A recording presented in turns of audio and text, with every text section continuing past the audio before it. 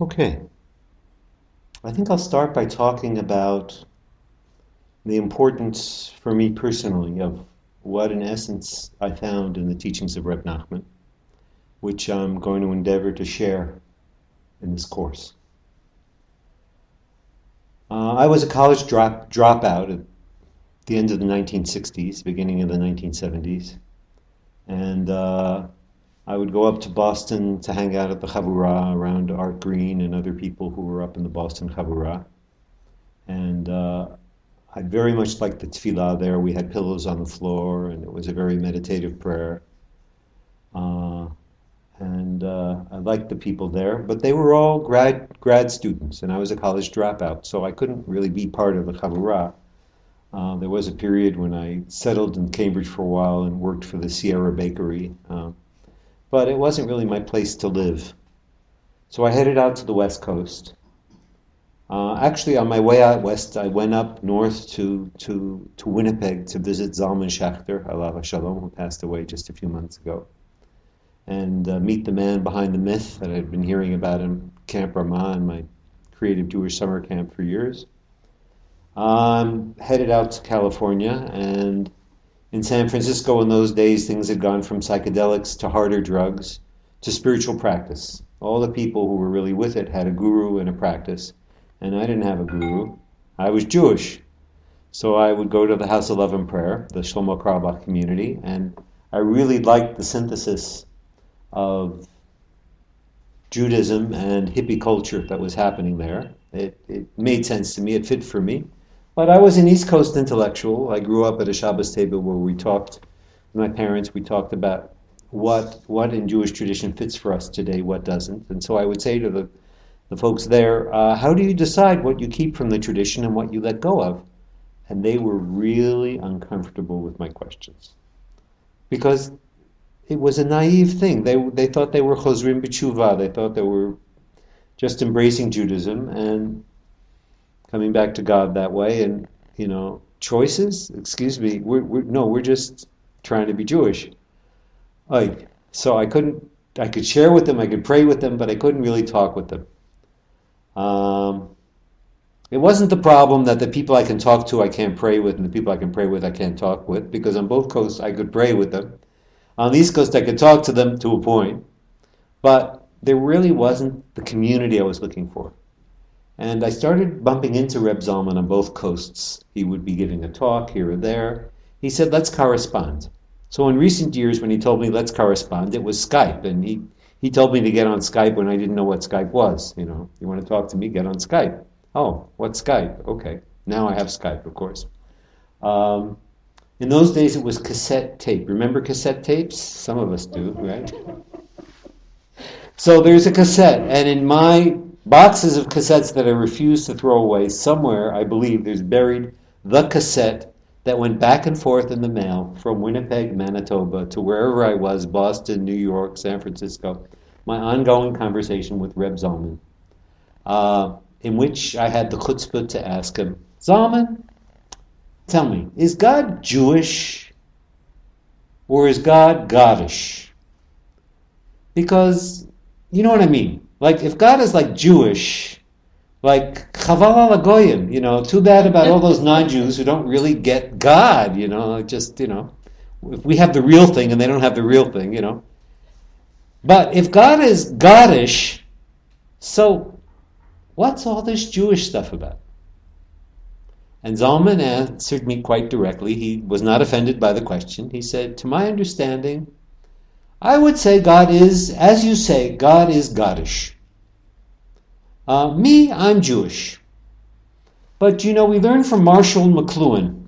Marshall McLuhan is the guy to whose credit we have the word media, the first professor of media studies, who would talk about the difference between watching television and watching a movie.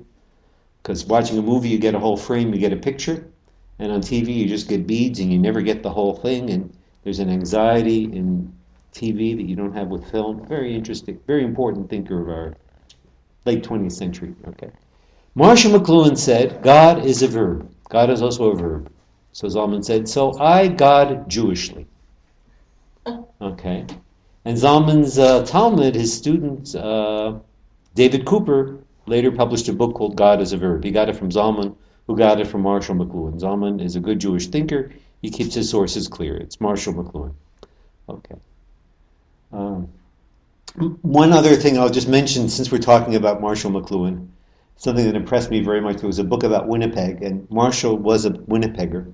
He said 500,000 people is the ideal size for a city. You get more and more diversity up to 500,000. From 500,000 on, you get more congestion without the increase in museums, restaurants, houses of worship, whatever it is. You don't get that much more diversity, you just get more congestion. So Winnipeg and Jerusalem were both, when I came here and when I lived there, were cities of 600,000, just over that 500,000. Now Jerusalem is considerably larger, and okay, Baruch Hashem, people get the schut of living in Jerusalem, but it is getting a bit congested. Okay, so I thank Marshall McLuhan for that insight. So I came to, Zalman said we have like a little community in Winnipeg. It's like an ashram. It's about God. It's not about Jewish survival. It's not about the Holocaust. It's about God. But we do it primarily in Jewish language. So instead of nectar, we have schmaltz. Okay, I was a vegetarian, but despite that remark, I went and I studied with Zalman and was privileged to be part of a very small, intimate community that was both intellectually oriented and very experientially oriented, and really worked for me. And Zalman put all kinds of spiritual food out on the table. And of all the things he put out there, in my quest, because it was still a question, what does spiritual Judaism look like? What really hit the nail on the head for me were these teachings of Reb Nahman. Primarily, first of all, the Torah of the Void, which is our main focus in this course, and the Master of the Field, which would be a second course. And what we're doing this week and next week is building up to the Torah of the Void, because it's a bit of an ocean to jump into. And I do aim to jump into that ocean together, but I want us to be a little bit oriented before we make that deep plunge. So that's the background of this. I found really an essential vision of,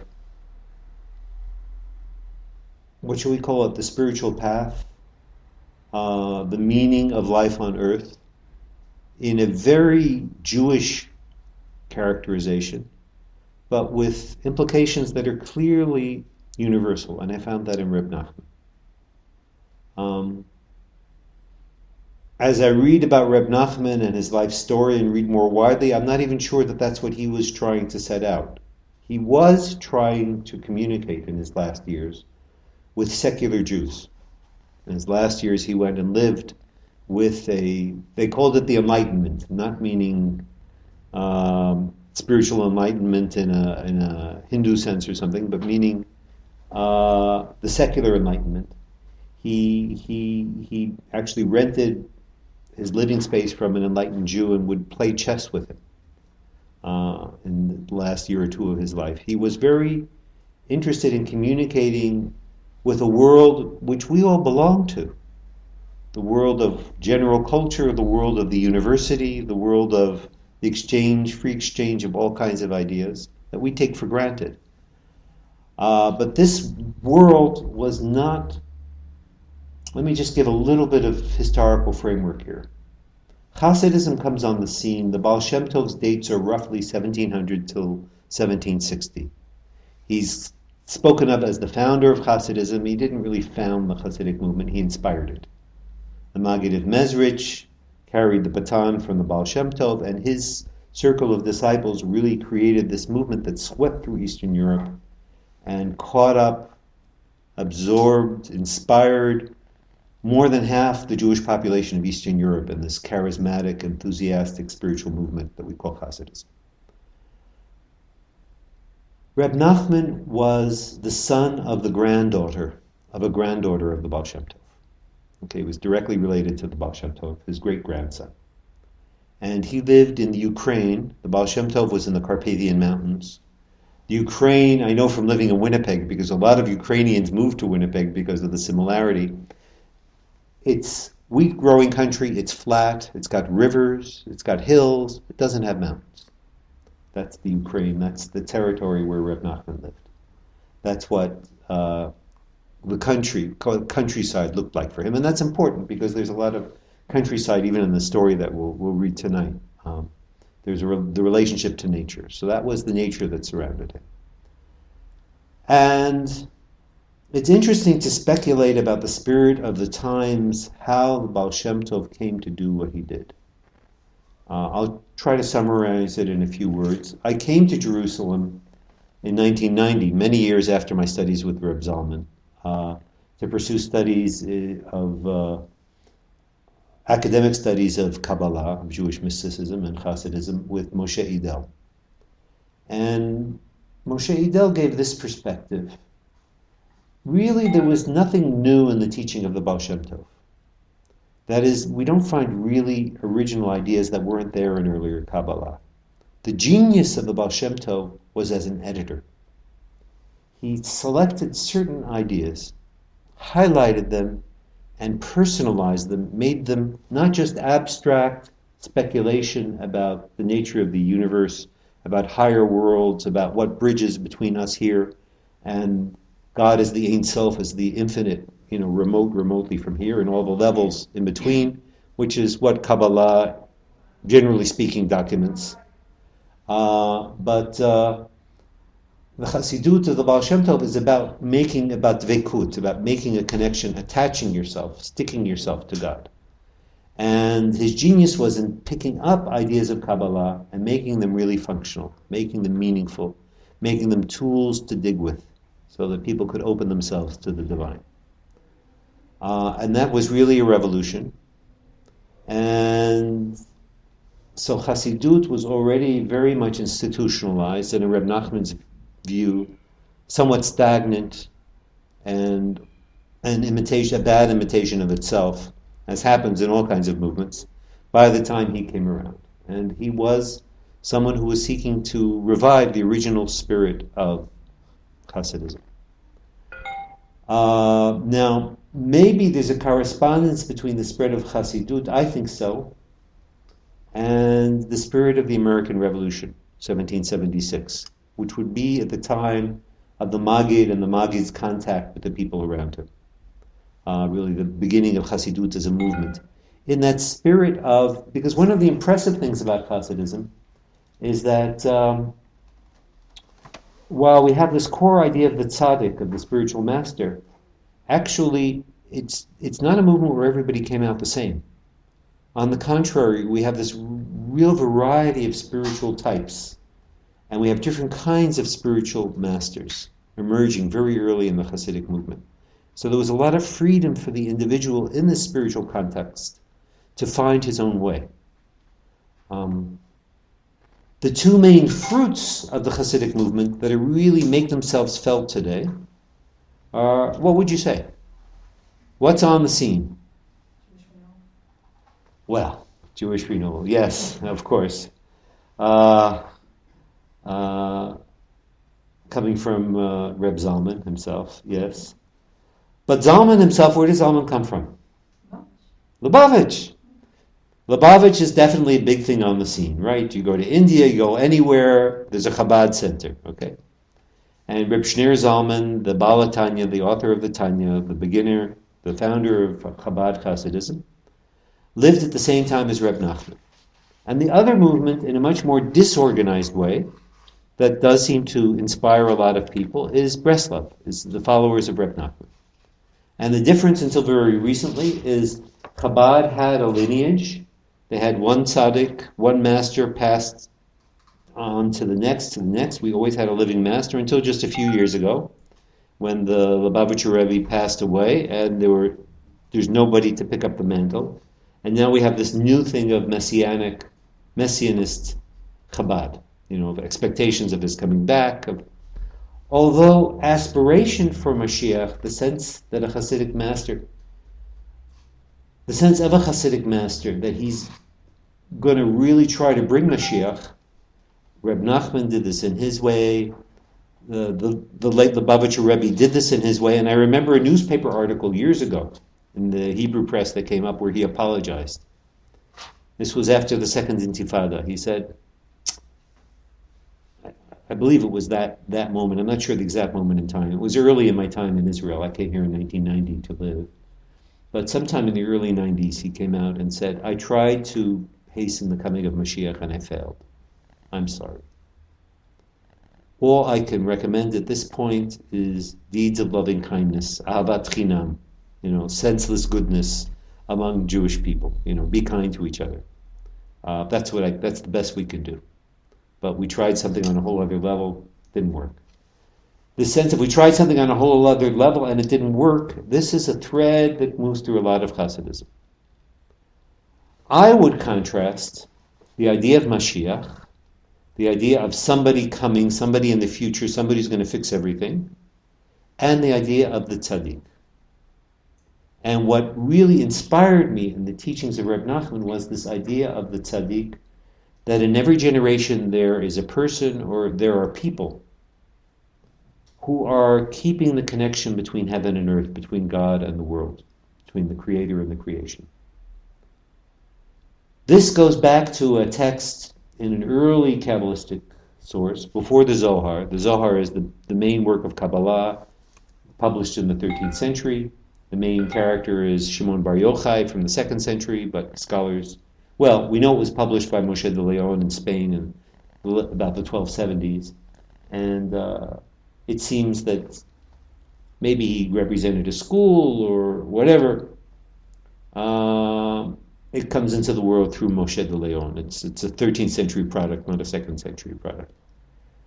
A little bit earlier, we have two other books, Sefer Yetzirah and Sefer HaBahir.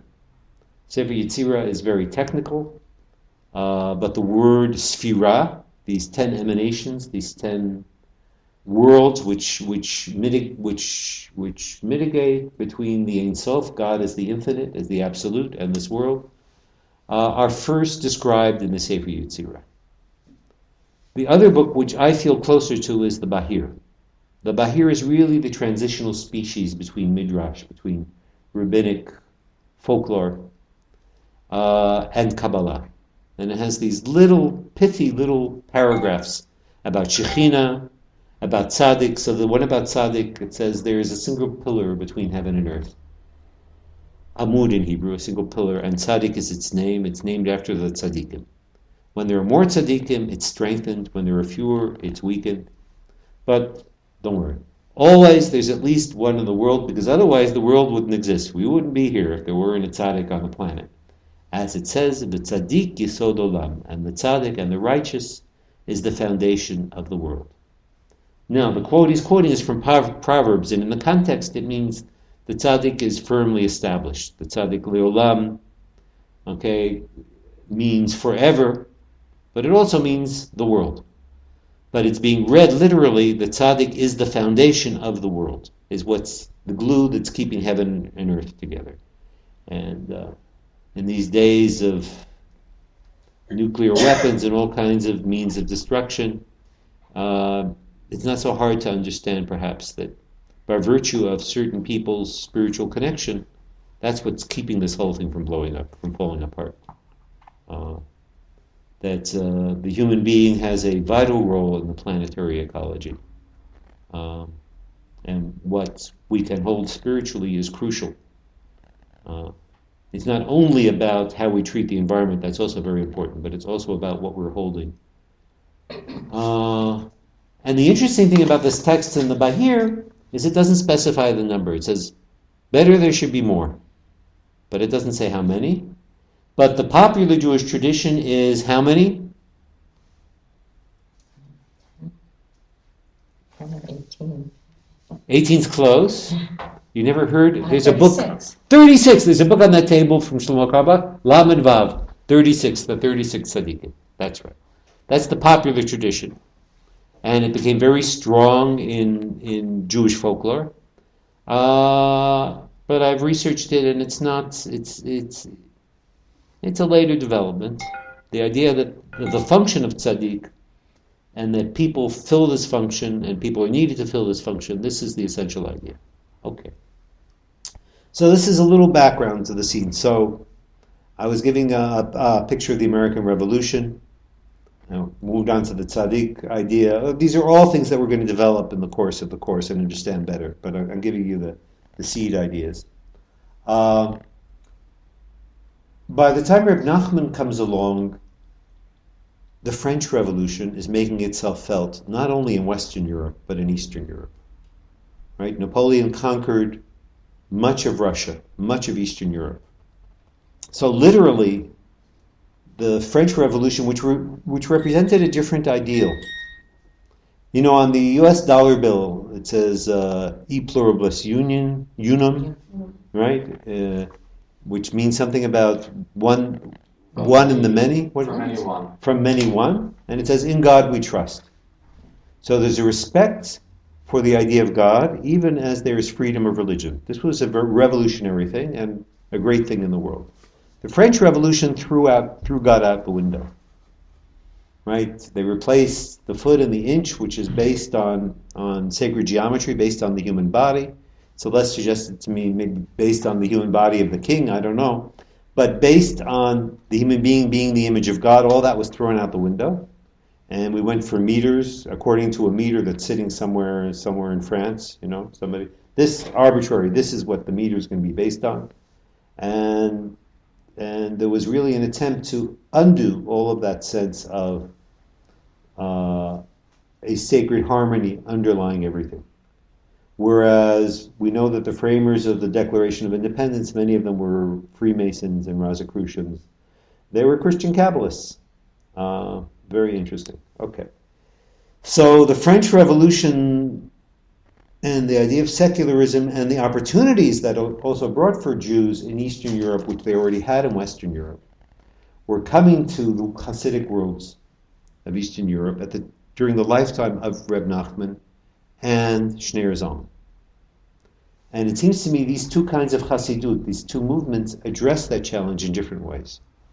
So Shneur Zalman did it in a rational way. He really did an amazing thing. We have two strong intellectual streams in Judaism. We have Kabbalah, and we have philosophy. We have the Rambam. The Rambam was also a very spiritual man, but he was a rationalist. And Shneur Zalman somehow was able to reconcile these two and create a systematic, orderly Jewish mysticism and contemplative system, not only theoretical system, but contemplative system, that would make sense. Now, Carl Jung said something very interesting. I think I heard this from Reb Zalman, and I want to dedicate tonight to Rabbeinu Zalman, alav shalom. The psychologist Carl Jung, very important person to how we look at spiritual things, said something very interesting. He said, in the Western world, all of us are students either of Plato or of Aristotle. And that exactly works out, not exactly, but well enough works out to Chabad and Bratzlav. The Aristotelian sense of an organized universe, that's Chabad. You convince your intellect, and then you bring your emotions to support the conclusions you've reached intellectually. And it's a way of working. This is not in the realm where we can say this is true or false. This is a way of working. If it fits for you, go for it. For some of us, we don't work that way. And the other way, the Neoplatonic way of Reb Nahman, we'll see in Reb Nahman's teachings, he talks about the quality of things, the bechinot of things. Very close to what Plato meant when he said ideas, Platonic ideas, or ideals. But basically with Reb Nahman, you get it in the heart. Not meaning just an emotion. You get the picture, you get the sense of the wholeness of thing in the realm of the imagination. Your imagination has to be convinced. If your imagination is convinced, you go for it. If it's not, you won't. Once your imagination has gotten the taste, knows the flavor, integrates it, feels it, agrees with it, then you bring your intellect along to clarify and support and analyze. And we need the intellect to study Reb Nahman. But this is basically a teaching of the heart. Now, in my own life story, I went from Reb Nahman to Sufism, looking for a tzaddik, for a spiritual master. I had the zchut to be with Reb Shlomo, Reb Zalman. I was still looking. I went to Israel, not to India, and I wound up with a Muslim Sufi sheikh. That's my story. But Sufi teaching, like the teachings of Reb Nahman, is very much primarily addressing the heart. Not that there isn't intellectual work, intellectual understanding, but you get the picture in the heart. And we'll, in a little while, we'll read a story of Reb Nahman that will take us into those waters. So, I said a lot, but I wanted to give a bit of an overview. Let me pause here for questions.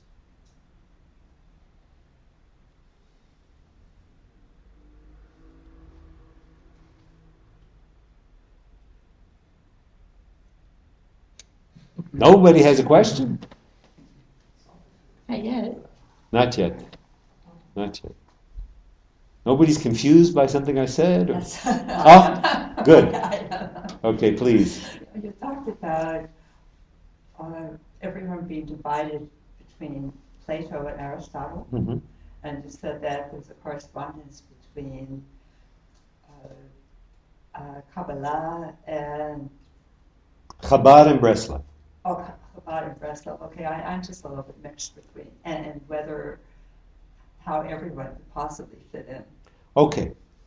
Now, first of all, so let me make this observation. First of all, Baal Shem Tov was incredible teacher. We don't have followers of the Baal Shem Tov today. We don't have a Baal Shem Tov Hasidut. Maybe Reb Shlomo Karbach, he was very close to the Baal Shem Tov in his spirit, but we don't really have Hasidut of the Baal Shem Tov. Other kinds of Hasidut, there are historical remnants here in Jerusalem we have, some other places we have, in the States we have. But overwhelmingly, if somebody is a spiritual seeker, and they're seeking in Judaism, and they want something they can jump into and experience, not just think about, so they're going for Hasidut, there are two choices, Chabad and Bratzlav. There aren't a lot of other choices there. It's Chabad or Bratzlav. How come? So I have a theory. My theory is because Reb Nahman died at the age of 38 in 1810. The Alter Rebbe lived a little longer, but was also teaching the beginning of the 19th century. The beginning of the 19th century is when Napoleon and what he represented was coming to Eastern Europe. It's when the Eastern European world of Hasidic Judaism, which was a very traditional world, really had to confront secularism in a way that it had not had to confront it before. It was confronted in Germany and France much before. It was confronted in Spain in the Middle Ages, for heaven's sake. But in Eastern Europe, we got to be traditional longer. And yet, by the beginning of the 19th century, the early 1800s, this challenge had to be addressed. It couldn't be ignored. So there were two ways in which it was addressed. I would call one modern and the other postmodern.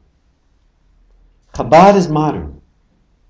Some Chabadniks summarize Chabad as intellectual Hasidism. It does a disservice to Chabad. Chabad is not just Bina, it's Chokhmah, Bina, Da'at. It's wisdom, understanding, and knowledge integration. It's all three.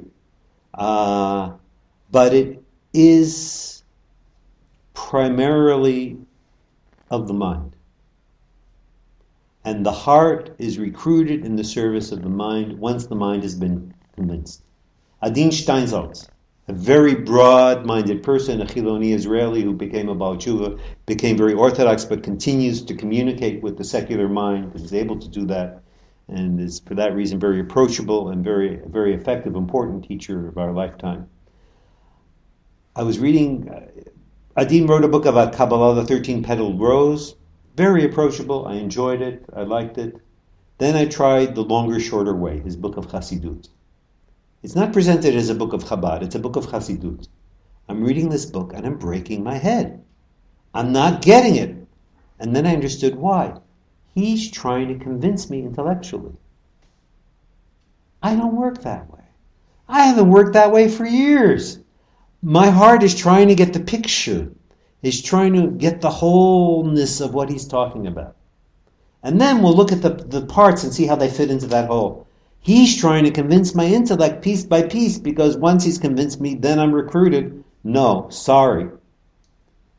To me, that feels cheap. That feels inauthentic. That doesn't feel real. That's not how I work. Thank you very much. That's this temperamental thing, this temperamental difference between the way of the heart and the way of the mind. And so in that sense, it's not that Reb Nahman has much in common with what goes in the name of postmodern philosophy today. I'm not talking about that. But Reb Nahman saw the coming of the modern world and saw a need for a spiritual understanding that goes beyond that. And that maybe fits for a lot of us today who see the need for a spiritual understanding that goes beyond what modernism and rationalism has to offer, and materialism has to offer. Chabad is in it more, and Bratzlav is going beyond it. But in one sense, it's just a matter of temperament. You know, Reb Zalman gave me an article. One of the main things that I read when I was his Talmud, Aldous Huxley has his book, The Perennial Philosophy, and there's the essay there, Religion and Temperament. And Huxley talks about three types. There are head people, there are heart people, there are action people. In yoga, Jnana Yoga, Bhakti Yoga, Karma Yoga. Anybody think of the Jewish equivalent of that? Yair Dalal put it in a song, came out just last year. Al shlosha dvarim omed ha'olam. On three things the world stands. Al haTorah, v'al ha'avodah, v'al gmilut chasadim. On the Torah, on worship, avodah meaning work, service, but meaning the service of the heart, worship, and on deeds of loving kindness. It's the three levels, again, of contemplation, worship, action, service. So these are three, and Huxley says any mature religion, any mature path, has pathways for all three. This isn't theology. This is psychology. Some people are more head-oriented, some people are more heart-oriented, some people are more action-oriented. Now, on the one hand, you need to find a spiritual path that speaks to your strength. If you're a head person, you need to be able to go that way, or heart or action. On the other hand, you also need to balance yourself and become whole, so you also need a system that will strengthen what's strong, but it'll also help you to round out the other elements.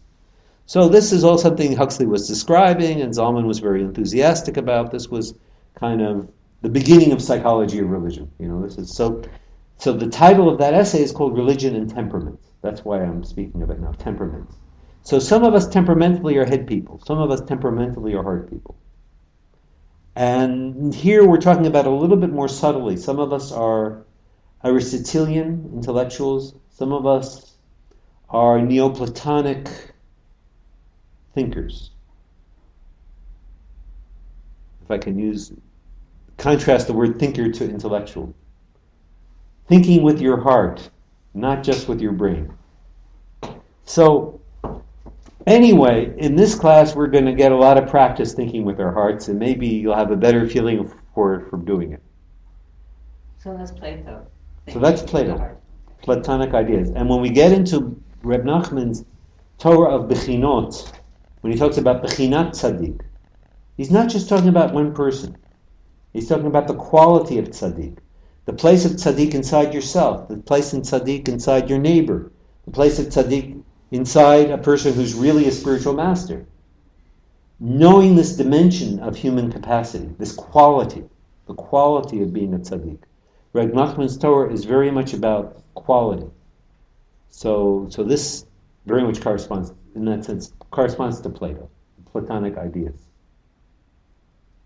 I saw a little light go off, no? Okay. Okay, good. So, really no more questions?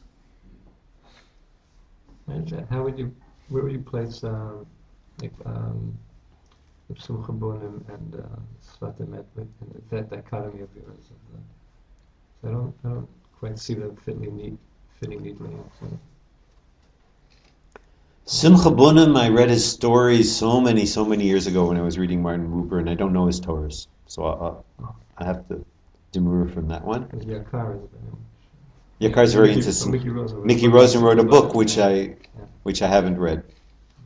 The Sfat Emet I have read, Art Green's translation. It's been a few years. Sfat Emet is more on the intuitive side of things, it seems to me. The Sfat Emet is very much about the Nekudah of God within the person, within Shabbat, within Tefillah, that inner essence. I shouldn't have thrown them together because they're not the same. Okay. So I would put the Sfat Emet more on this intuitive side of things, more on the Reb Nahman side. So for Bino, it's more like Kotzk in the sense of authenticity is the key factor. It's this constant testing of yourself.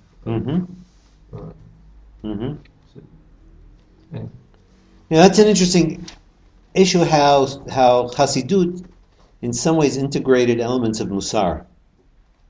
This rigorous working on yourself.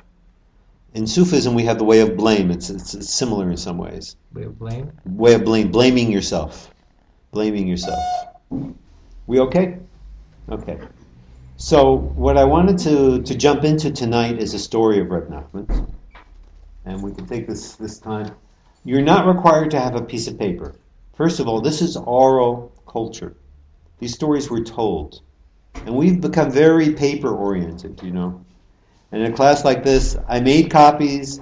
I have enough in this small group that anybody who wants English, it's my own original English translation.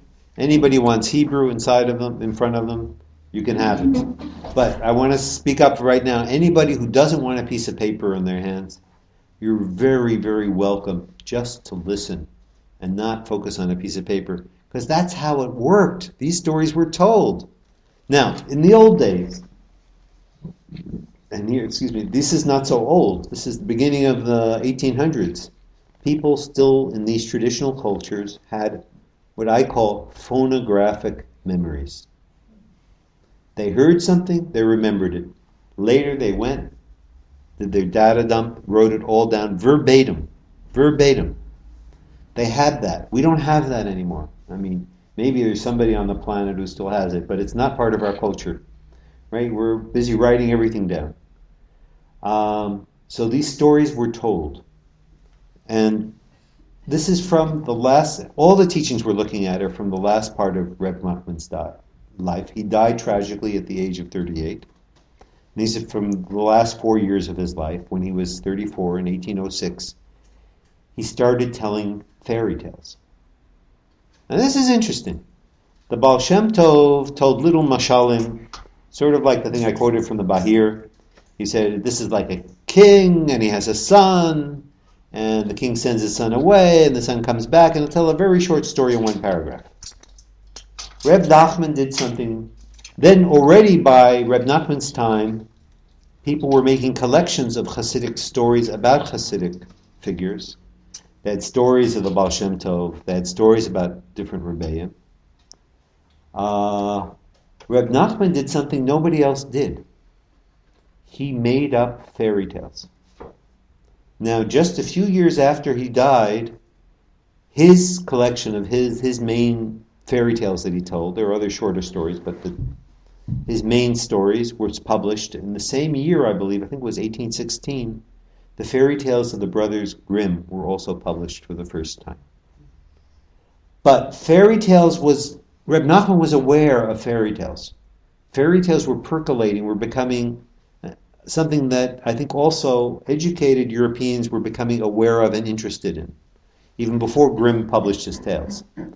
Reb Nahman himself says that there's wisdom in the stories, in the general fairy tales, but sometimes they put the beginning at the end at the beginning. They lost the point.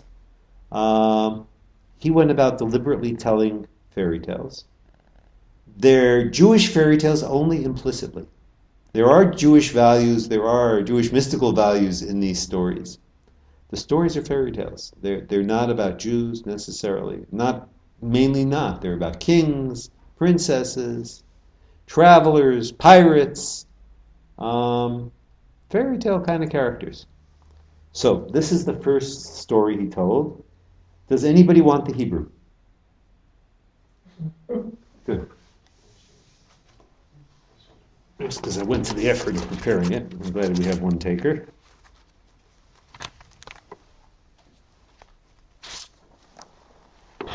Does anybody want the English?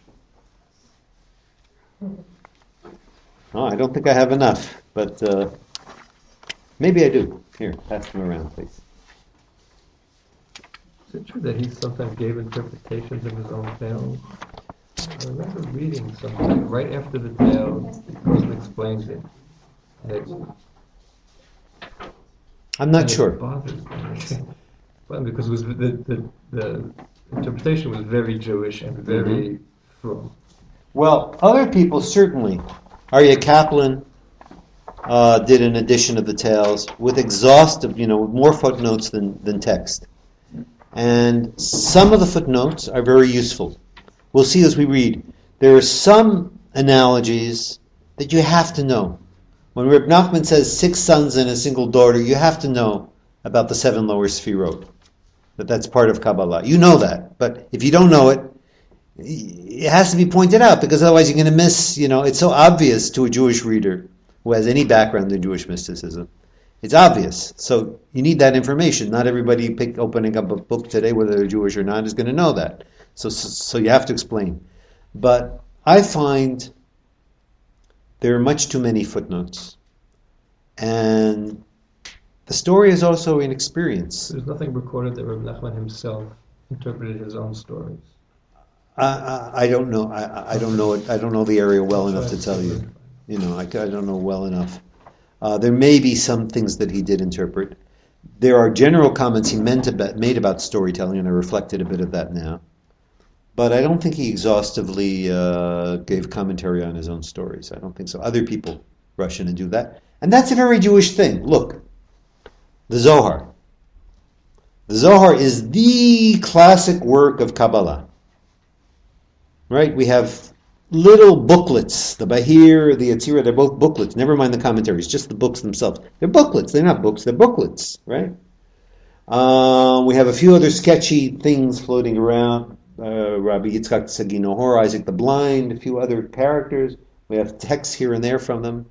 All of a sudden, we have this multi-volume, wild, imaginative, mystical perush on the Torah called the Zohar. Amazing, amazing thing. And that is the basis of Kabbalah. It integrated the influences of Yetzirah and Bahir, of course. And virtually almost all of Jewish mysticism ever since is a commentary on the Zohar. So we have direct commentaries on the Zohar from the generation after. We have Tzfat Kabbalah and the Ari. Cordovero really summarized the whole field of Kabbalah. Then the Ari made Chidushim. We don't just have 4 worlds. We have Partsufim. He makes it more complicated. But it's still based on the Zohar. It's still taking liberties with the Zohar, taking the Zohar places the Zohar never went. Okay? But it's still Zohar-based. I remember one lecture from Moshe Idel that just made my day, it made my year, when he said, Reb Nahman is the one figure after the Zohar in Jewish mysticism who did what the Zohar did. Who didn't interpret the Zohar. He did what the Bala Zohar, what the author of the Zohar, whoever it might have been, what he did. He created an imaginative universe based on what he saw inside in a Jewish context. And I think that's true. I think that's true. Even the Baal Shem Tov didn't do that. Reb Nahman did that. He did that in his teachings, as we will see, and he did that in his storytelling. It's more obvious in the storytelling because they're stories. So, this week we have a story, next week we'll have a text. Bezrat Hashem. I'll just read the Hebrew and translate freely. The translation you're looking at is my translation. It starts with the comment, on the road I told a Maisa, I told a fairy tale, I told a story, I told a tale, that Shekol Misha Haya Shom'a Haya Lo Hirhur Tshuva, that anyone who heard it, he had a stirring of tshuva. Now tshuva means departing from your sins, doing mitzvahs. But tshuva means more than that. Tshuva means coming back to God. Okay. V'zohi, and this is it. So, it invites us to recreate the scene. Reb Nahman got to town, he was traveling, he's saying, I told the story on the way. Maybe he was in a coach, he told it to the guy sitting next to him. He said, and anybody who hears this has stirrings of tshuva. Check it out, here it is. It's like, he's amazed himself. There's this new way of opening hearts, new way of calling people to their higher calling. Ma'aseh b'melech echad. This is a story about one king. I'm very literal when I read these things. You could say, once upon a time there was a king. No. You've already lost valuable information. This is a story about one king. One king, what do we mean when we say one king?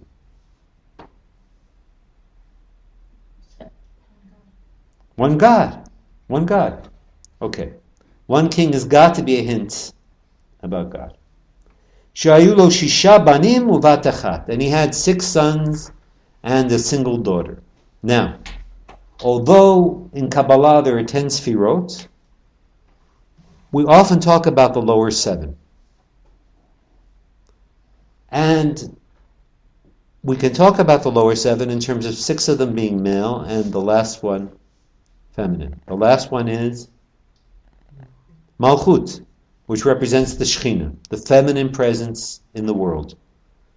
That also has a close connection to Knesset Yisrael, to the community of Israel. In the Zohar, it's called Knesset Yisrael. Okay. So we could spend hours just talking about the idea of the Shekhinah and the history of the idea of the Shekhinah, and I once published an article about it, but we'll just, okay. Obviously we're pointing towards this feminine manifestation of God in the world, which is also connected to Israel, when we say one daughter.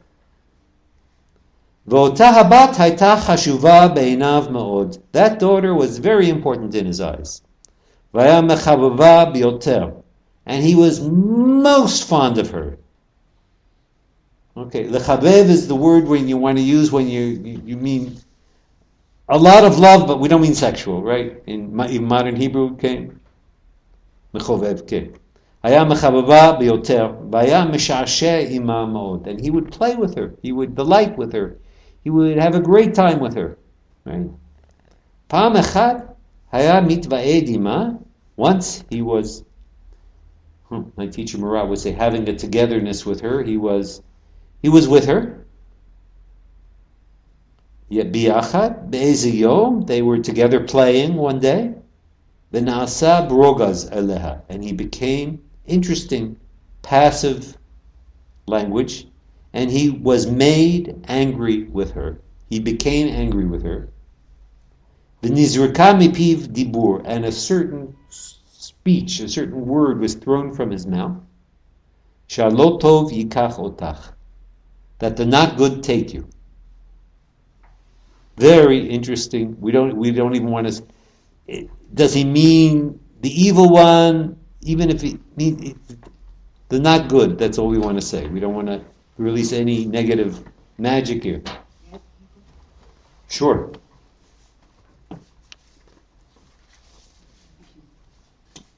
May the not good take you. See, it's simple Hebrew. Now, part of the thing, all right, the teachings were given originally in Hebrew. As far as I know, the stories were given in Yiddish. Anyway, whether it's Reb Nahman who's translating for Reb Nahman or Reb Nahman himself, these guys didn't know a lot of Hebrew. They davened every day in Hebrew. They didn't know a lot of Hebrew. They used the same words again and again, and I discovered, I'll tell that story another time, but when Reb Zalman told me, go make your own translations if you don't like mine, I was very surprised that the Hebrew wasn't that difficult, because it's simple Hebrew and it's repetitious. So you need to look up a few words, but it's not that hard. If you know some Hebrew, not that hard. Okay. Shalotov yikach otach. May the not good take you. And here they give us the Yiddish because they know it's strange. They're nicht guter. Okay, nicht guter. Not good, right? Okay. Balayla halcha lechadara. That night she went to her room. Ubaboker lo yadu hechani. In the morning they didn't know where she was. Vaya aviha mitzaer ma'od. And her father was very upset. Malach levaksha ana va'ana. He went seeking her here and there. Amad hasheni lemalchut. The vice regent, the second in command, stood up. Stood up, maybe I'm reading too much into it. To me, it reminds me of that. Remember, I just mentioned that text from the Bahir. There is a single pillar, and tzaddik is its name. Amud is the noun form of the same word. Amad, stood up. But we'll see the word standing up repeats in this story. Amud hasheni lamalchut. Now, I don't want to overdo this, but I'm going to start it right now. Sufi parallels in Reb Nahman. Sheni lamalchut, I'm not familiar with very much as a Jewish concept. I haven't seen it many other places. In Jewish sources, I haven't seen it. It may be there, but I'm not familiar. The idea of the second in command, in Sufi thinking, it's crucial. Adam is called Khalifat Allah, the vice regent of God. And Adam is the model for the human being. The human being is the second in command. Now, in Islamic Sufi usage, the word partner is a bad word. Because it says God has no partners, meaning don't worship other gods. In Judaism, we talk about partnership with God. Muslims are much more careful. That metaphor is not allowable. But there is a metaphor for what we mean when we say partner. It's second in command. It's Khalifat, the ruler under the authority of God. And that became a political term in Islam, but it comes from a spiritual idea. Reb Nahman is using the same concept here of Sheni L'Malchut. Very interesting. He did meet a Sufi when he was in Akka. We'll talk about that another time. Okay. Amad Hasheni L'Malchut, the second in command, stood up, the vice regent. Mechamat shera'a shamelech mitzta'er mohod, because he saw the king's very upset. Uvikesh yitnu lo misharet, they should give him a servant. V'sus, a horse. Umaot al hotaot, and coins to pay for expenses. V'halach levaksha, and he himself went out looking for her. V'aya mevaksha ma'od zman meruba ma'od ad shematza, and he went seeking her a lot for a very long time until he found her. Really, our story could end here. Because I'll tell you a secret. Even at the end of the story, we're not going to get to the end where he finds her. So this first ... we're going to wind up with a ... But in the meantime, we'll fill in some of the dots. Okay? והיה הולך אנה ואנה זמן רב במדברות ושדות ויערים. He was walking or going this way and that for a long time. Now this is an interesting word. Midbar we use here in Israel. Midbar is desert. But midbar is also a word for wilderness. And if we're in the Ukraine, we're looking at wilderness more than we're looking at deserts. So I put both words in my translation, deserts and wildernesses, and in fields and in forests, which again, we don't have mountains in the Ukraine, we have lots of fields and forests. Okay. In the uncivilized nature. And he went looking for her for a very long time. So he's going in the desert, or he's going in the wilderness, walking in the wilderness. And he saw from the side a single path. And so he was saying to himself, since I'm going so long in the desert, even in Hebrew it comes out in Yiddish, since I'm going so long, even in English, since so long I'm going in the desert, and I can't find her, I'll go in this path. Maybe I'll come to some civilization. And he was going for a long time. After that, he saw a castle. We could say fortress. but then it gives us the Yiddish Shikorin Schloss. Schloss sounds like the same root as castle, probably, in German. He saw a castle. V'kama chayalot. Now this knocks me out. Why they say chayalim and chayalot, I don't know. Today in Israel we have women soldiers, chayalot. Reb Nahman used his Talmud, Reb Nahman used the feminine form for soldiers for some reason. He saw soldiers. Hayu omnim sham svivo. They were standing all around the castle. But mibtzar haya na'eh lemetukan u'mesudar ma'od. The castle was very fit, orderly, impressive. Ima chayalot, with the soldiers all around. But I think it's male soldiers. And he was afraid because of the soldiers. Maybe they won't let him go in. But he was saying to himself, I'll go and I'll try. He left the horse. Okay, he's taken these supports, and one of the things happening in the story is he's gradually divesting himself of these supports. He went to the castle. They let him in, they didn't interfere with him at all. He went from one room to another, from one chamber to another, without anybody holding him back.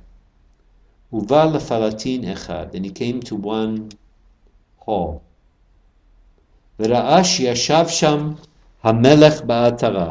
And he saw the king sitting there with a crown. Interesting, we have the same word as for the first king. Hamelech, the king. V'chama chayalot sham, and there were some soldiers there. V'chama meshorim bekelim lefanav. And some, we would usually translate meshorim as what? No. Not meshartim. Meshorim, poets. Some poets. So he's talking about singers who make up their own songs spontaneously. I think he's calling them meshorim. I would translate it as singers, but there's a hint of poets there, which is kind of nice. The creative singers. There are some singers with musical instruments in front of him. It was very nice, very impressive, very beautiful. Nobody there, neither the king nor anybody else, questioned him. Interesting. He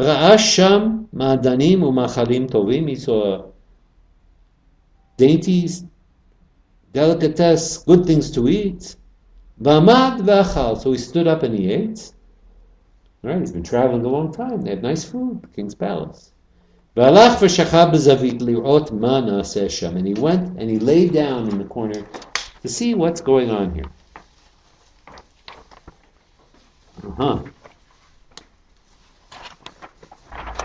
What's going on is very significant, we're going to see.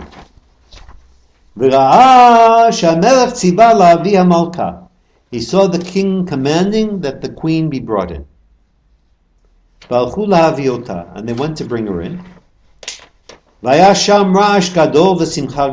there was a lot of noise and great celebration. And these singers are making up new songs, spontaneous songs, about their bringing in the queen. Then midu la kisei, they set up a throne for her. Voshivuha etzlo, and they sat him next to him, meaning the king. V'hi hayta habat melech hanal, but she was that princess. V'hu, that vice regent, hu ra'a v'hi kira, he saw and he recognized her. Achar kach etzitza hamalka, afterwards the queen glimpsed. She saw somebody sitting in the corner, lying down in the corner. She recognized him. She stood up from her throne. She went there. She touched him. She asked him, do you recognize me? Veshiv la, hen, Ani makir otach.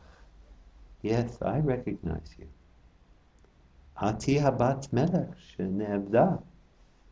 You are that princess who disappeared. Now, I just throw in an association. A Sufi teacher I studied with many years ago, famous novelist named Rashad Field, would talk about the importance of the recognition of woman. And it had echoes of the issue of the Shekhinah. Women are in need of recognition in our times. Okay? There's this whole discussion. Do you recognize me? She says. He says, yes, I recognize you. Interesting. Okay. Visha'alota, and he asked her, Ha'ech bat lakan? How did you get here? Ve'shiva, she answered, Ba'asher sha'avi ha'melech nizrak mipiv dibur hana. She's not blaming him. It's always in the passive. Because my father, the king, there was thrown out of his mouth that speech, that word. V'chan ha'makom hazeh hu lo tov. And here, this place, this is not good. V'siper la she'aviha mitzta'er ma'od. And he explained to her, he told her that her father was very upset. V'shu mevaksha kam, v'shuhu, that he himself, mevaksha kama shanim, he's been seeking her for quite a few years.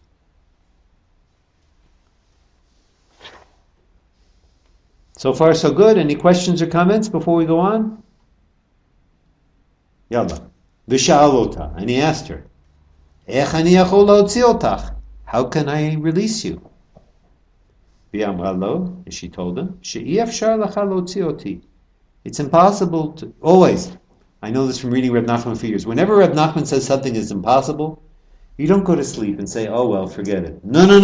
You get on the edge of your chair, it's impossible unless, okay. So she told him, She'i afshar lacha la'otzi oti, you cannot release me, Ki'im, unless shetiyeh bocher lecha makom, unless you choose a place for yourself.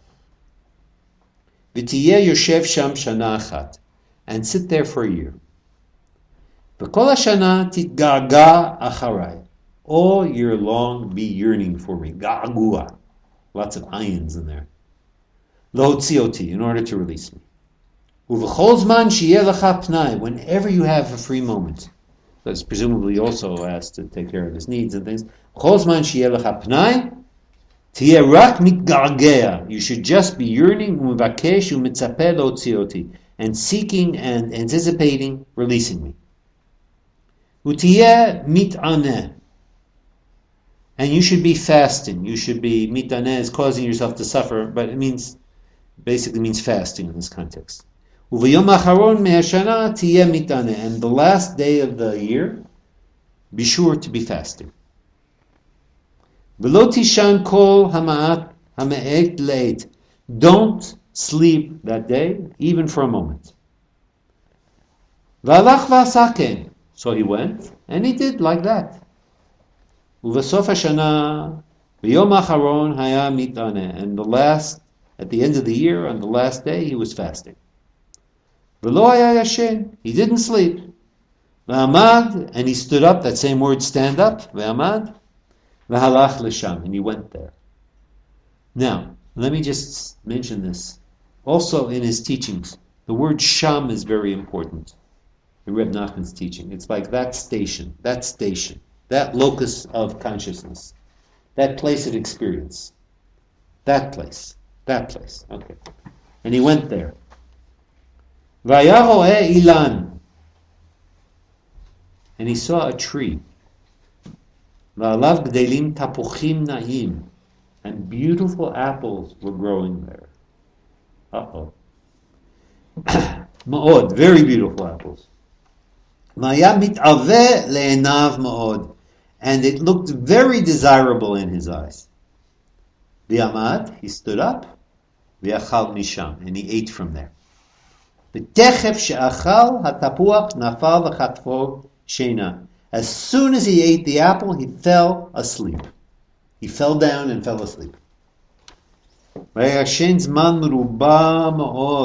And he was sleeping for a very long time. Vayamer misharet. Remember, he's going with the servant. The servant, mina'er oto, was trying to wake him up. V'lo haya ne'or klal. But he was not woken up. Okay, moving along. Achar kach hekit mishnato. After that, he woke up from his sleep. V'sha'al ha'misharet. And he asked the servant, Heichan ani ba'olam. Where in the world am I? V'siper lo ha'maseh. And he told him the whole story. She'ata yashen zman meruba ma'od. You've been sleeping for a long time. Ze kama shanim, a few years already. V'ani hayiti mitparnes me'aperot. And I was supported by the fruit. My parnasa, my support was from the fruit. So the same apples that puts the vice regent to sleep supported the servant of the vice regent. Okay. And it upset him a lot. And right away, interesting, he goes there and he finds her, the princess. The Haita, and she was mitzta'eret lefanav ma'od, and she was very upset in front of him. If you'd only come on that day, you would have taken me out of here. And because of one day, you blew it. You lost it. You blew it. Although, of course, not eating is difficult. It's very difficult. I understand. Bifrat b'yom ha'acharon, especially on the last day. As mitgaber hayetzer hara ma'od, then the evil impulse gets much stronger. Bechein. So, I'll tell you what to do. She's speaking to him. Tashuv livchor lecha makom. Go back. Choose yourself a place. It's interesting. She's not sending him to place A, B, or C. Make yourself a place. Choose yourself a place. V'teshev gam kein shana. And sit there again for a year. Uvayom ha'acharon. And the last day, tiyeh rashay le'achol. The last day, it's okay. You can eat. You're allowed to eat. Rak shalot tishan. Just don't go to sleep. V'lo tishteh yayin kadei shalot tishan. And don't drink any wine so you don't fall asleep, okay? Ki ha'ikar hu hashena. Because the essential thing is sleep. V'alach v'asakeh. So he went and he did like that.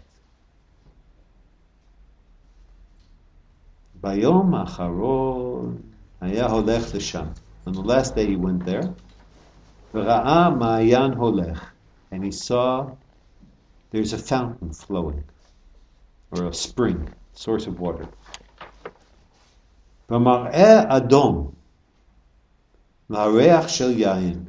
And the appearance was reddish. And the smell was of wine.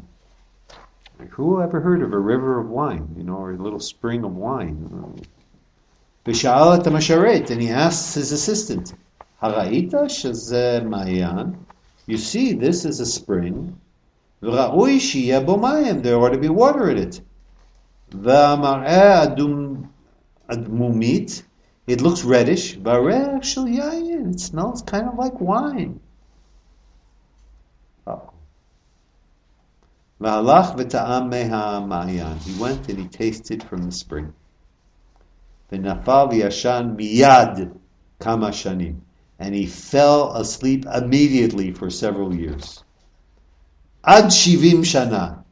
As much as 70 years. So what happened? V'hayu holchim chayalot rabot im ha'shayach lahem ma shenoseh achreihem. And there were many, many troops of soldiers passing by with, I think he's trying to say, their knapsacks on their back, what they carry after them, on them. And the servant hid himself because of the soldiers. After that, a carriage went by. Beglot tzav, v'sham yashva habat hamelech. And there was sitting the princess. in the carriage. V'amda sham etzlo. Now she stands. She stands beside him. V'yarda. She descends. V'yashva etzlo. She sat by him. V'ikira oto. And she recognized him. Not him recognizing her. Now it's her recognizing him. V'ayta mena'eret oto ma'od. And she shook him, like she tried very hard to wake him up. V'lo na'ar. And he didn't wake up. There was no waking him up. V'itchila ligbol alav. And she began complaining and mourning, Asher kama v'kama yigiot v'tarchot gdolot ma'od shayu lo, that he had such and such great efforts and sufferings he took on himself. Shayu lo kama v'kama shanim, that for so many years, kedei lo'otzi oti, in order to release me. Uvishvil oto hayom, and because of that one day, shaya yachol lo'otzieni, the day when he could have redeemed me or released me. V'ibdo, and he blew it. He lost it. V'ayta bocha ma'od al zeh, and she was weeping a lot about this. Ki yesh rachmanut gadol alav alai. It's a rachmanus, right? It's a great pity for him and for me. Shekol kach zman shani kan ve'ini yachol latzet, and for so long I'm here and I can't go. I can't go free. Achar kach lakha pat shela me'al rosha. She took the kerchief that was on her head. So he uses a Yiddish word. Mitpachat, I don't know what the problem was, but they couldn't think of the Hebrew word. They weren't living in Israel. They used a Yiddish word. She took the kerchief from her head. V'katva alav bidma'ot shela. And she wrote on it with her tears. Ve'inicha etzlo. And she left it beside him. V'amda v'yashva v'merkavta l'nas'a misham. And she stood and she sat in her carriage and she traveled from there. Intense story, huh? Achar kach hekitz. After that he woke up. V'sha'al et ha'masharet. And he asked the servants, Heichan ani ba'olam. Where in the world am I? V'siper lo kol ha'ma'aseh. And he told them the whole story. V'shechayalot rabot halchu sham, and that many soldiers passed there. That's the new part of the story, the last 70 years, so to speak. That many soldiers passed by there. V'shayta kan merkava hanal, and that carriage was there. V'shayta bocha alav, and she was crying over him. And she was crying out, it's such a rachmanus for him and for me. In the midst of this, he glimpsed. He saw the kerchief was lying there right beside him. Like he woke up on another level and he saw the kerchief. He said, where's this from? And he answered her, she wrote on this with her tears.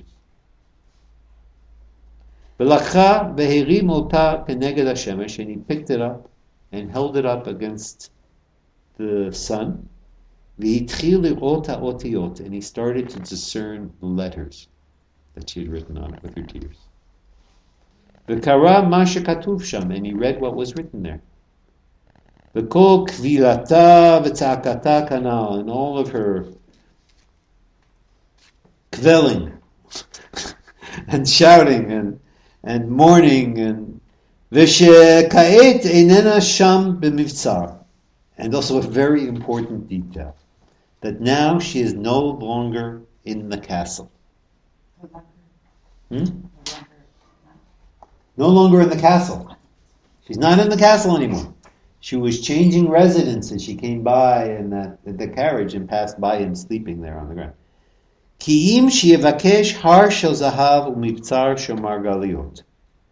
But that he should seek a mountain of gold and a castle of pearls. Sham timtzaini. There you're going to find me. Ve'ishir et misharet v'hinencho. So, our hero, he leaves the attendants and sets him free. V'halach levado levaksha. And he went by himself to seek her. This is a new stage, obviously, to the story. V'halach kama shanim levaksha. And he went for quite a few years seeking her. I was tempted, originally, actually, as of last week, I translated only this much of the story. I said, this is what we need, this is what's relevant, we can end it here. We can jump to the last line, and how he released her is not told, but in the end he released her. And then I imagined this group meeting tonight, and I imagined my saying, so should we stop here? And I imagined people saying, no! Read the rest of the story! I said, all right, I'll go back. I didn't translate, but I'll go back, translate from the Hebrew. But I already did translate it. Should we go for the rest of the story? Please forgive us. We have someone waiting to meet us. So. Okay. You have to slip out. We're going to have to slip out. Okay. I'm sorry. Fortunately, you can take the paper with you and find out what happened. As much as we know, because the end of the story, he doesn't tell. So before you go, let me ask the obvious question. Why does he not tell the whole story? It's the continuing of that story is now. Yes, the continuation of the story is now. Because he's talking about us. It's our story. The king is God. And the original break with the Shekhinah, with the divine presence, it happens before Adam and Eve come on the scene. The original sin is not Adam and Eve. There's a break before that. This is Luriana Kabbalah, and we'll read about this next week. The original break happens before. Not that we don't sin. He screws up. He eats the apple. He drinks the wine. He falls asleep. Falling asleep is a problem. He misses the boat. He misses his moments. He misses... So, first of all, Repeatedly. the king falls out of the story. This is not the story of the king. This is the story of the vice-regent. Very interesting. Do we know who the other king in the story is representing? This is a good question. What is that kingdom, that second kingdom where the princess is a queen and not a princess? Who that king is? What does it say in the story? It's the not good. This place is the not good. This is the not good place. But even in that place, the princess was still like lavish with poets and Yes. musical instruments. Yes. It was good. Yeah. Well, Kind of good. kind of good. Maybe he's making the point that if the king is supposed to represent God, the not good is when a human considers himself a king on the same level as God. Something like that. It's like the right pieces in the wrong order. Because it's all made out of God. But the right pieces in the wrong order, and that's that constellation, that's the not good, and she needs to be redeemed from there. I can't help on this point but think in terms of religions.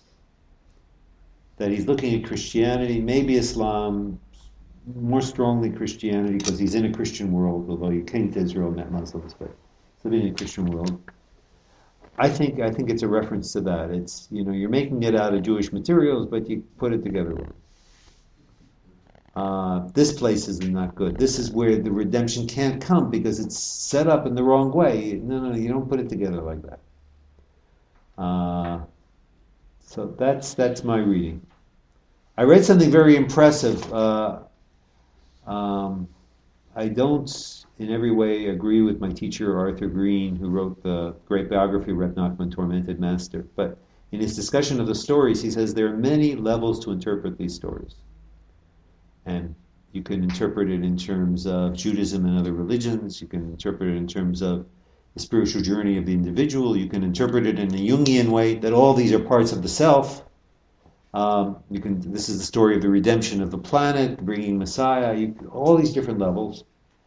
He said, it's the Jew, it's the tzaddik, it's every man as the protagonist. Art said, I prefer not to choose one or another. These are all dimensions, and I think he's right. I'll mention here something we're not going to read next week, which is the second story. one of the things that happens in the second story, the princess is rather passive in this story. It's the story of the vice-regent. She does go over, she does express herself, she does leave her kerchief, but it's his story. The second story, the princess is the active figure, ruthlessly active. And there are these different setups, there are these different communities, there are these... And she takes the initiative and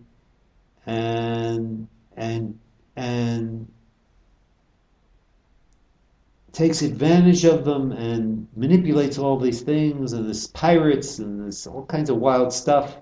And in the end, everybody gets their due. Everybody gets what they need. And that one suggests, I'm thinking of that because it suggests to me something about also reflecting on other religions that didn't put it together right, but they do have a piece of God and they are going to get a piece of God, but we have to put together the thing with God and Israel for the whole thing to work. Otherwise, it's not working. I feel there's a Zionist stream in these. This is 1800. There was already a Hasidic community in Tiberias. I feel that somehow in this too. But it's very, very, very open to interpretation. Let's let you go. I wanted to do that much interpretation with you. I appreciate that. Yeah. Now we'll get to enjoy the rest of the story. You can read it on your own. Next week at the same place, same time? Next week, same place, same time. So, our hero is off on his own. He's dismissed his attendant. Left his horse a long time ago. Yes? He seems very dubious as a hero. Is he a hero? Is he supposed to be a hero? He's trying. I mean, if he were a hero, he would be succeeding at his tasks. If he's failing at his tasks. But he's persevering. I don't know if that makes him a hero or just, determined. Well, we may be using the word differently. I'm using the word as our figure.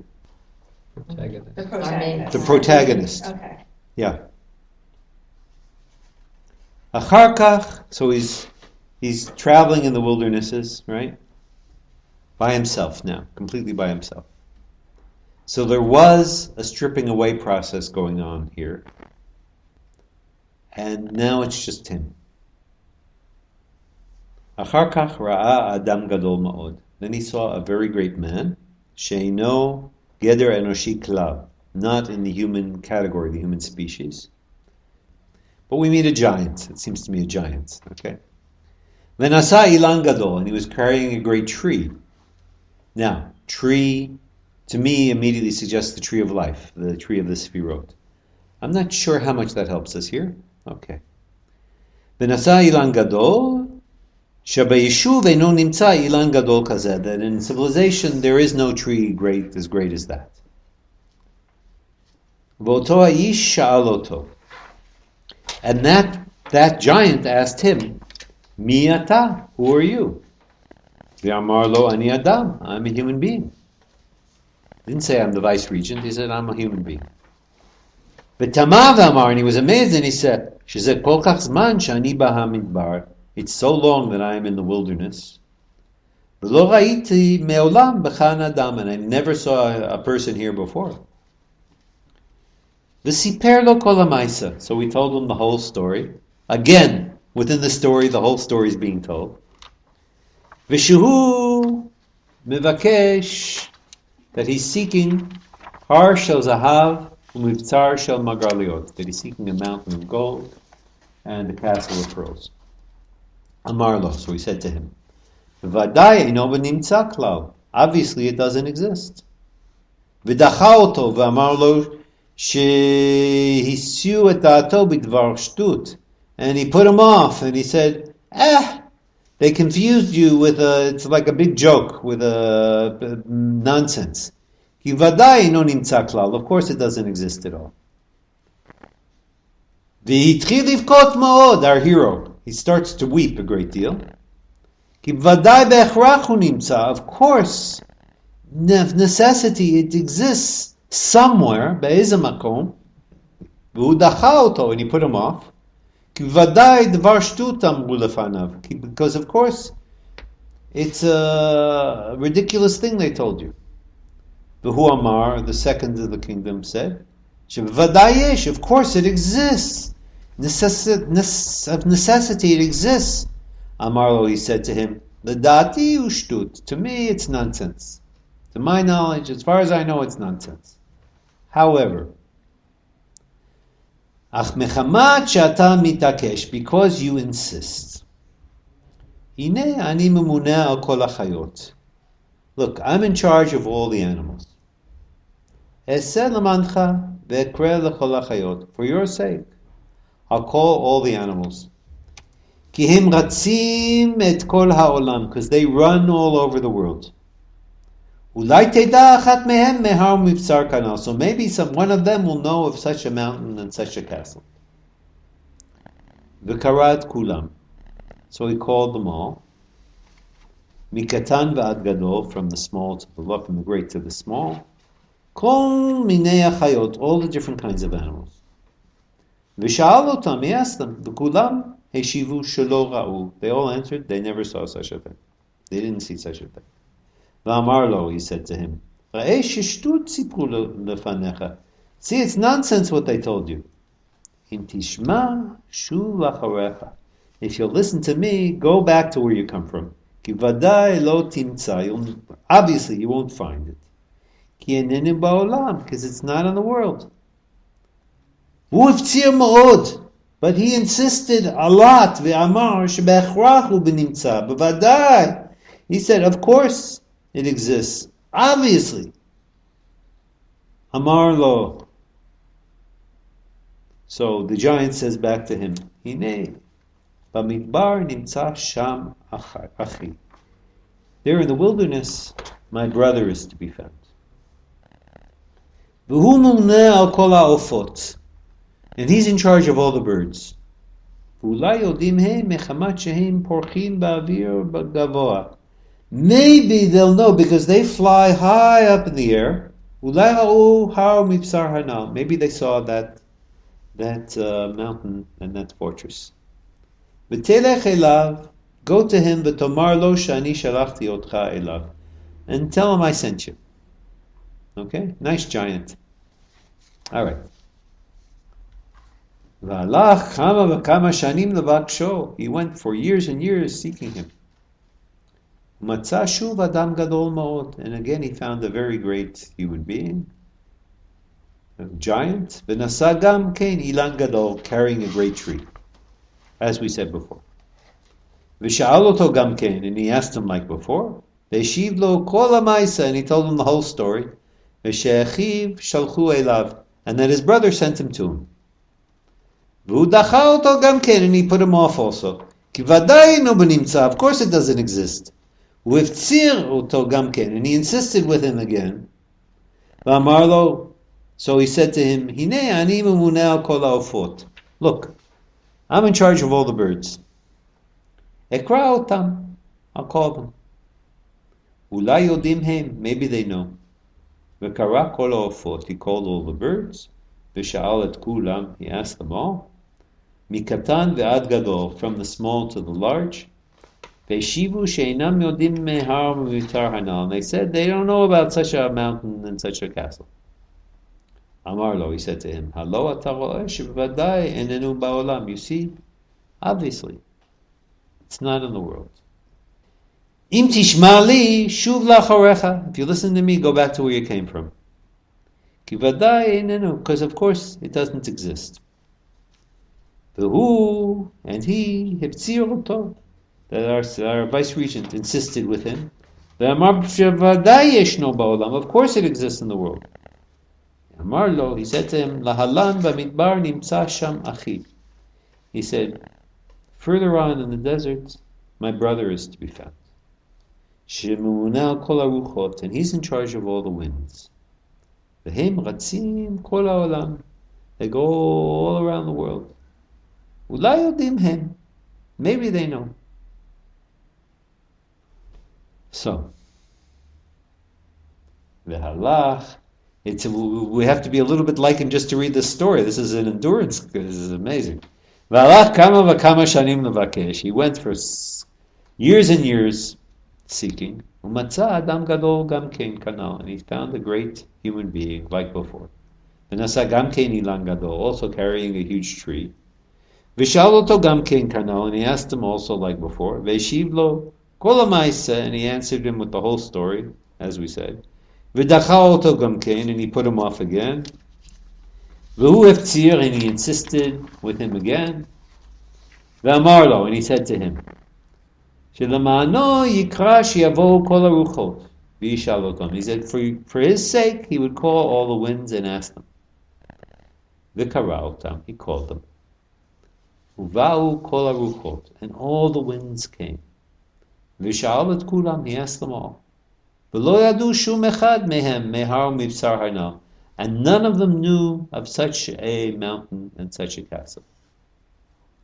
V'yamar lo, and he said to the vice regent, Halo ata ro'eh, don't you see, sheshtut tzipru lefanecha, that it's nonsense what they told you. V'itchil livkot ma'od v'amar ani yodeh sheyeshno, b'vadai. He started to cry a great deal and said, I know it exists, of course. B'toch kach, in the middle of this, ha'asheba od ruach echad, he saw one more wind coming. V'ka'as alav ha'mamuneh hanal, and that guy in charge, he got very angry with that wind.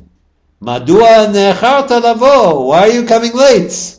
Halo gazalti, didn't I command shiavo kol haruchot, that all the wind should come? V'lama lo bata imahem, why did you not come with them? Heshido, he answered him. Shenita kavti mechamat shayiti tzarich laset bat malka al har shel zahav mivtzar shel margaliot. I was detained because I had to carry a certain daughter of a king to a mountain of gold, castle of pearls. V'samach me'od. So he was very happy, our vice regent, obviously. V'sha'al ha'mamuneh el haruach, et haruach. So the guy in charge asked the wind, Ma yakar sham? What is precious there? Precious or expensive, same word in Hebrew, yakar. V'amar lo, he answered him, Shekol advarim heim sham biyoker gadol. He said, everything there is very expensive. V'amar ha'mamuneh el haruchot v'hasheni l'malchut. So the guy in charge of all the winds said to the vice regent, V'asher shezman gadol kol kach shata mevaksha. Since you've been seeking for her for such a long time, and such great efforts you've made, and maybe you'll be held back now because of money. So I'm giving you a vessel.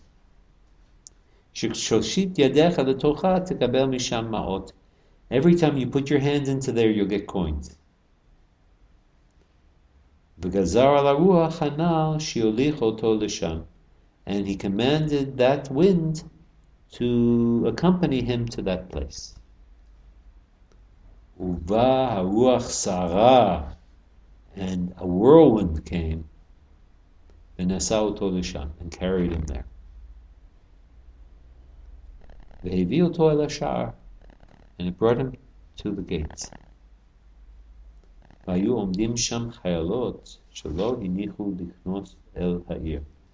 there were soldiers there who would not let him enter the city. So he put his hands into the vessel, and he pulled out coins and he bribed them. And he was able to enter the city. It was a fit city, beautiful city. Halach el gvir v'sachar lo mzonot. He went to, how did I say it in English? He went to board with a wealthy patron. He went to board with a patron, right. He went to board with a patron, provide him with food. Gvir would be a patron. Ki tzarich lishahot sham, because he would have to stay there for a while. Ki tzarich lashum lev sechel v'chokhmah. He would have to put smarts and wisdom. How did I put it in English? Because he'd need to be smart and apply wisdom. Yes. In order to lahotzia, in order to redeem her, in order to release her. Ve'ech shehotzia lo siper. And how he redeemed her is, he didn't tell. Ubasof hotzia, but at the end, he redeemed her. This is Reb Nachman's first story. I find it both very satisfying and very unsatisfying. But it certainly whets the appetite for more.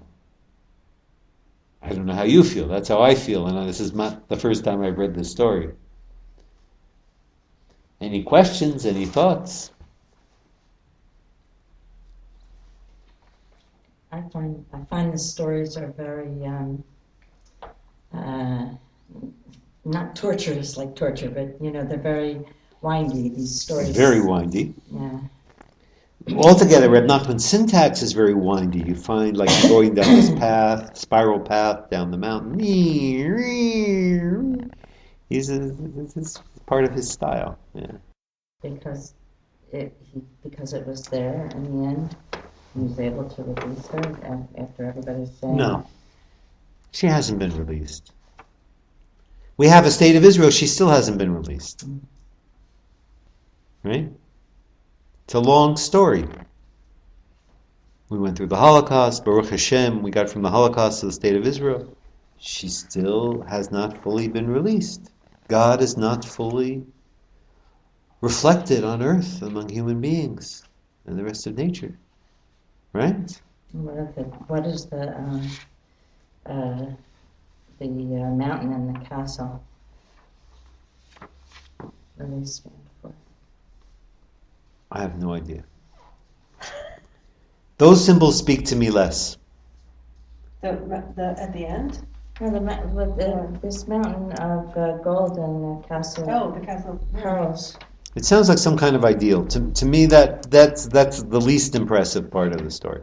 What's most impressive is the beginning of the story. That's why I was ready to stop in the middle. The beginning of the story is very strong. It starts out as a story about the king and his daughter, and he disappears.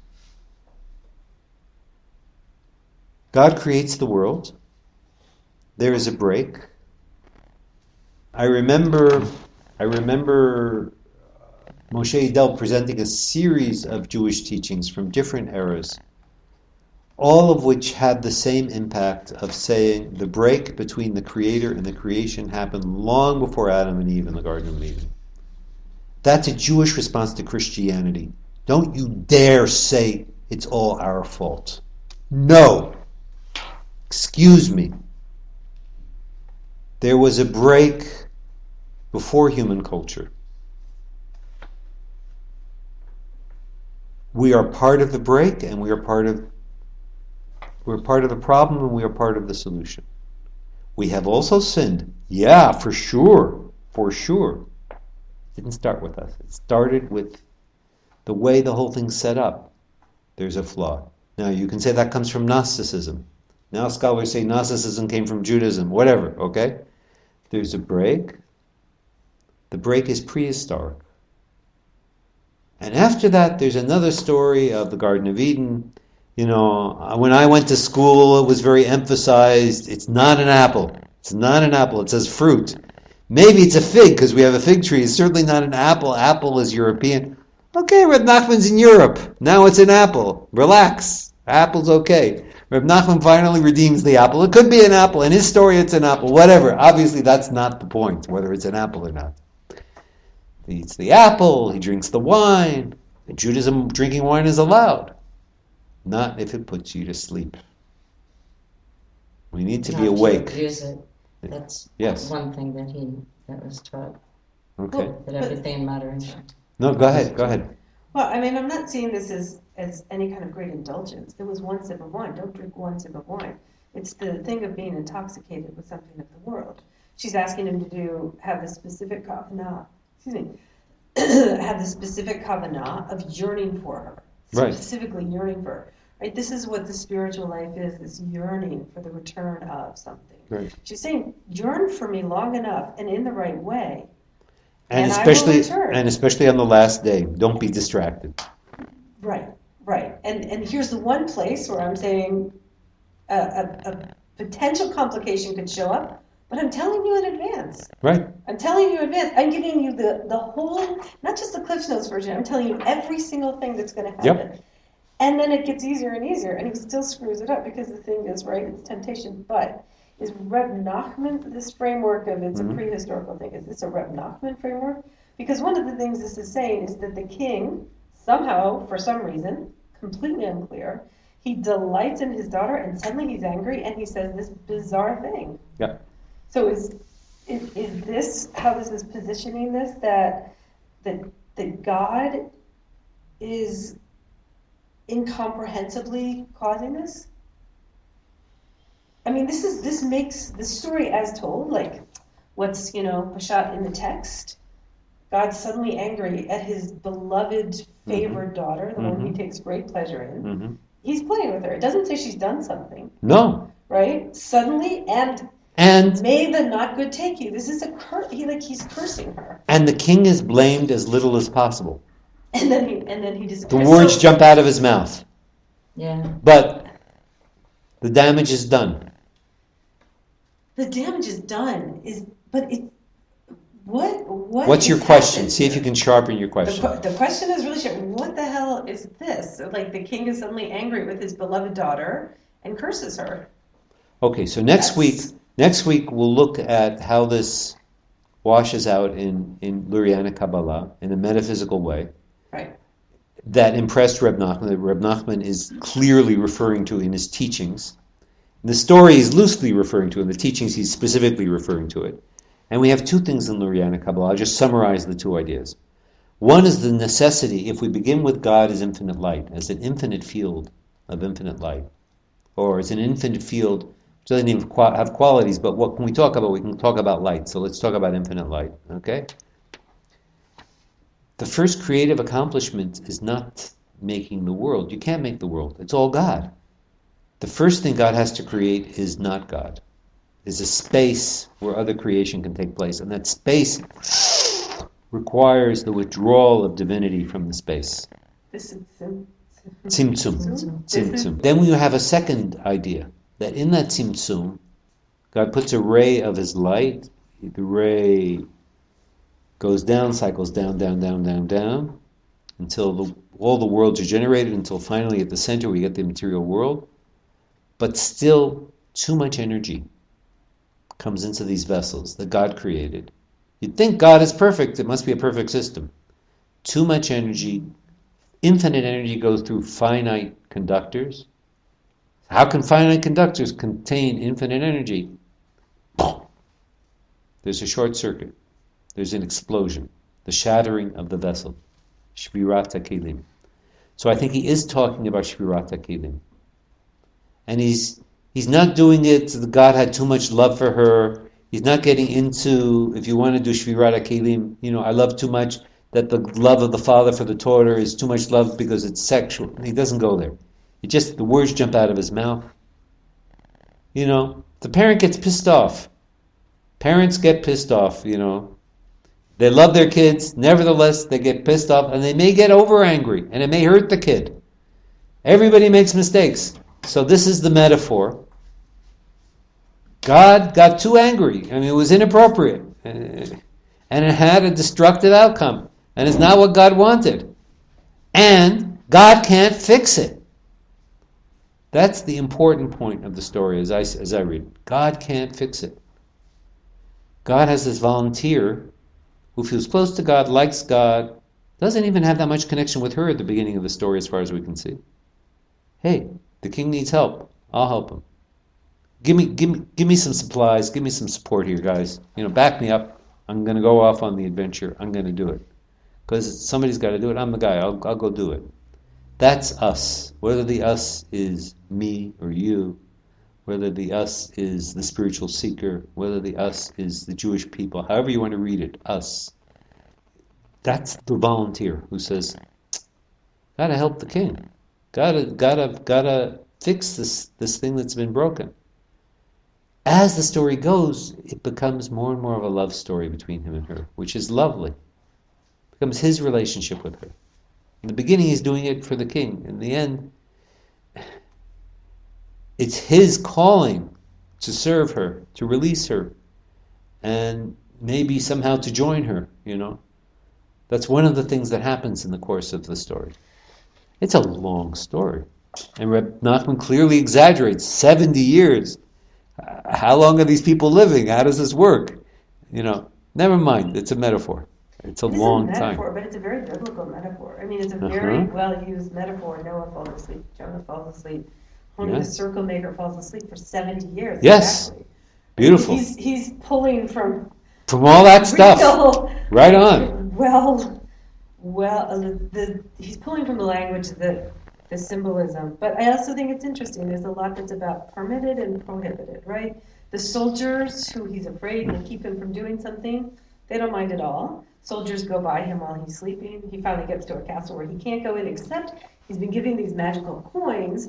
So even in the place where he's prohibited, he somehow has magical access now to these things.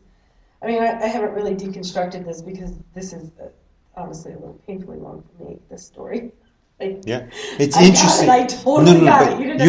You're on an interesting detail though. In the one, the not good place where she's trapped, everything's free, and he can move around freely. He's afraid they won't let him. They let him. The one where he has a much better chance of freeing her, you have to pay, but he has the means to pay. Magically. Yeah. Right, not through his own effort.